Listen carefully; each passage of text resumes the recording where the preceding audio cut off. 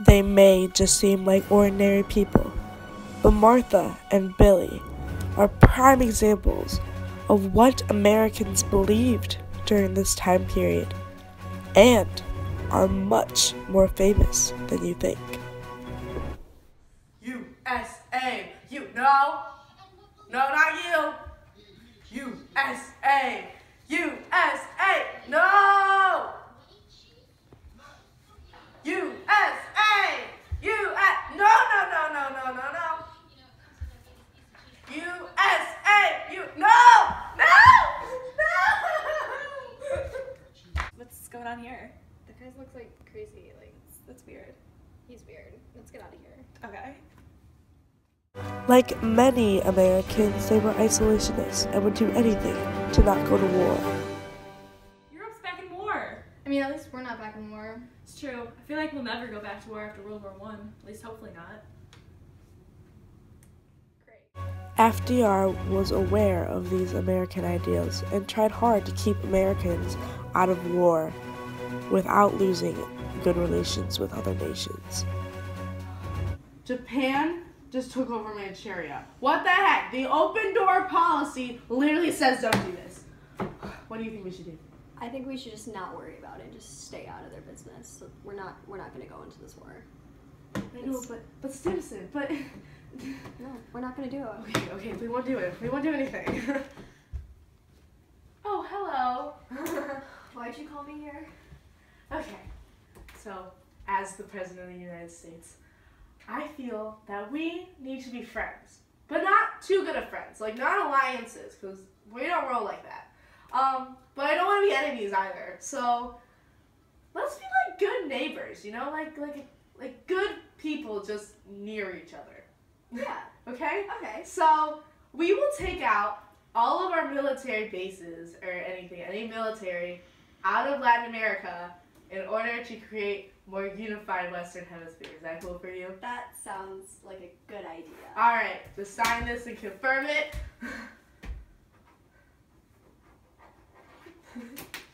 All right, thank you, sir. Okay, Britain keeps asking us for our help. We can't get into this war. You know how many people would hate me if we got into this war? What do you think we should do? We should just start neutrality acts. What are those? Well, we're not allowed to give arms, we're not allowed to give loans, and not allowed to travel there. So we need to protect America, and this is going to be the only way. You know what? That's a good idea, okay? We're all about the Americans. Americans, not Britain, not anyone else. Americans. Americans. Many started to fear that FDR would ultimately bring Americans into war, so groups of isolationists came together to form America First Committee and 9 Committee in order to keep isolationism in America. Alright, now I see all these neutrality acts that are happening and everything, and I can just tell FDR is thinking about this war, and he's eventually gonna go into this war. So us as a committee have to stop them, and we have to keep the isolationism alive. We need to isolate ourselves. We need to keep that isolation going. Definitely need to stay out of European affairs. Yeah, okay? We are America First Committee. We're the only ones that can stop this. Yeah. Agreed. Pretty suspicious. Hey! Can I help you? It's anti-war. Are you isolationist? Of course. Why would we be isolationists?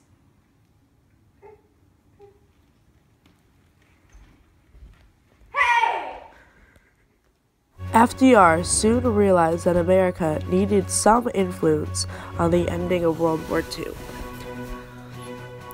Winston Churchill and FDR met together secretly on a boat in August to discuss how to promote democracy post-World War II.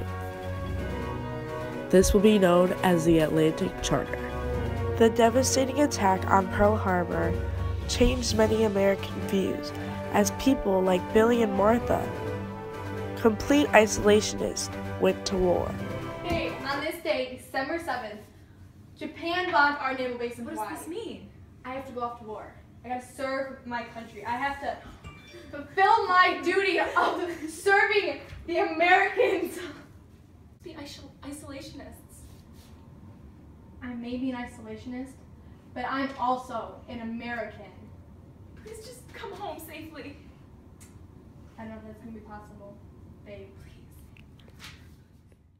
Soon after entering World War II, Japanese internment camps started to grow, as Japanese Americans were taken from their homes and racial attitudes became prevalent in America.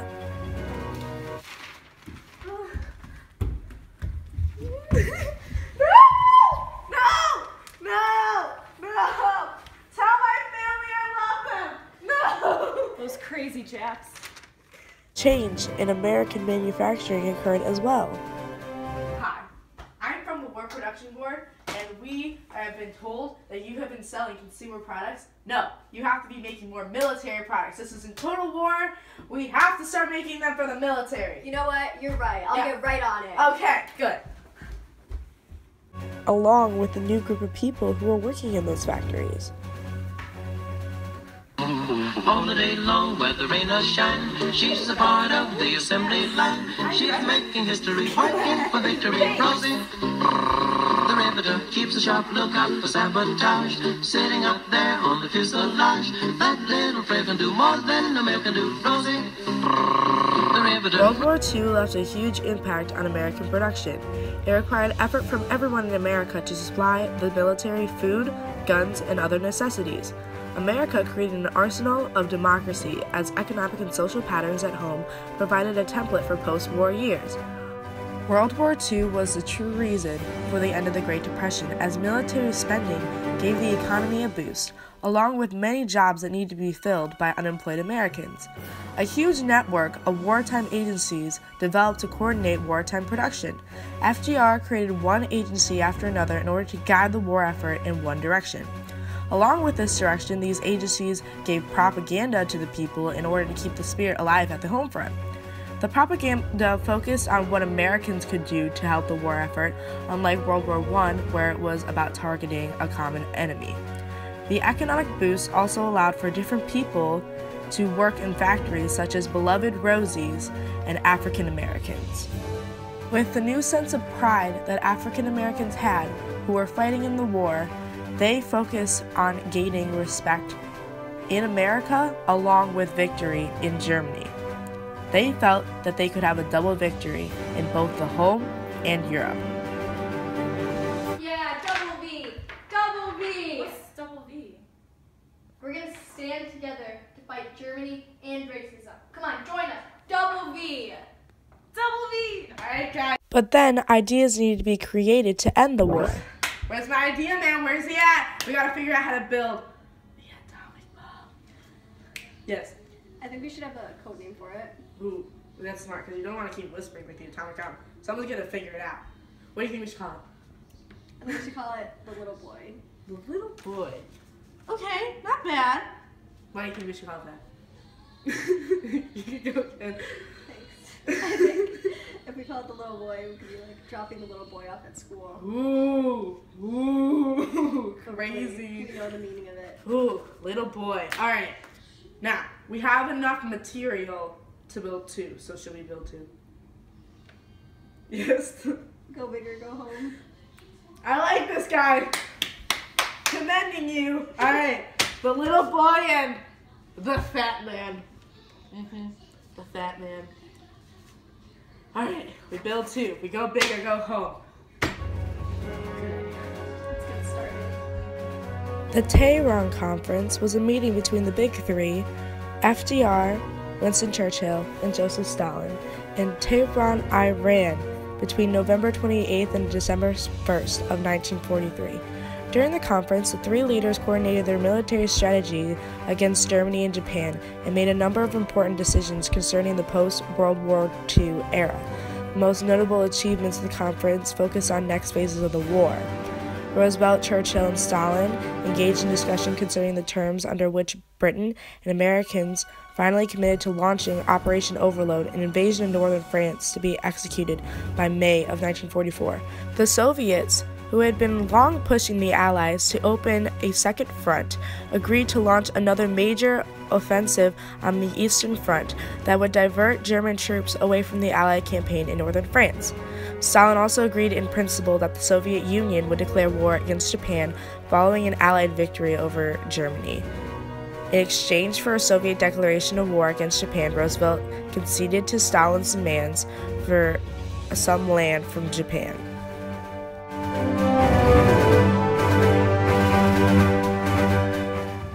The Yalta Conference was in February 1945. It was the second wartime meeting of Winston Churchill, Joseph Stalin, and FDR. During the conference, the three leaders agreed to demand Germany's unconditional surrender and began plans for post-war world.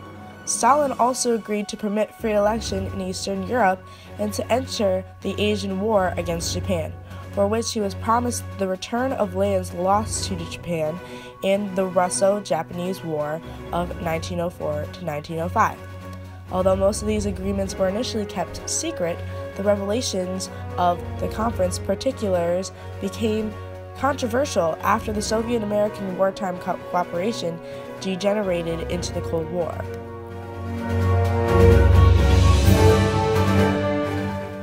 Held near Berlin, the Potsdam Conference was the last of the World War II meetings held by the Big Three, although FDR was not president at the time.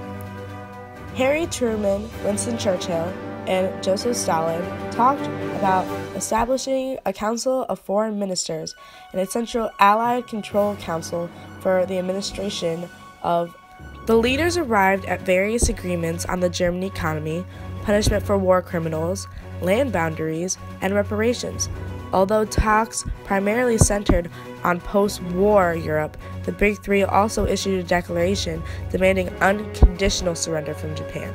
Although the leaders created many agreements, Joseph Stalin still left unhappy, creating a tension between Russia and the U.S. that will soon turn into the Cold War.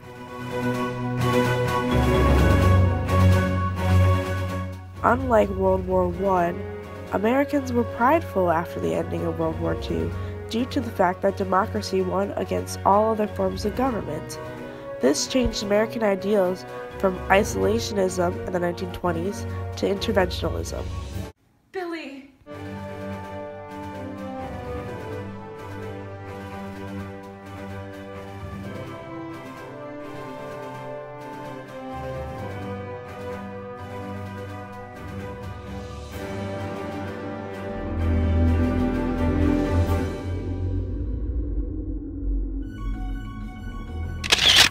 Now, do you recognize Billy and Martha?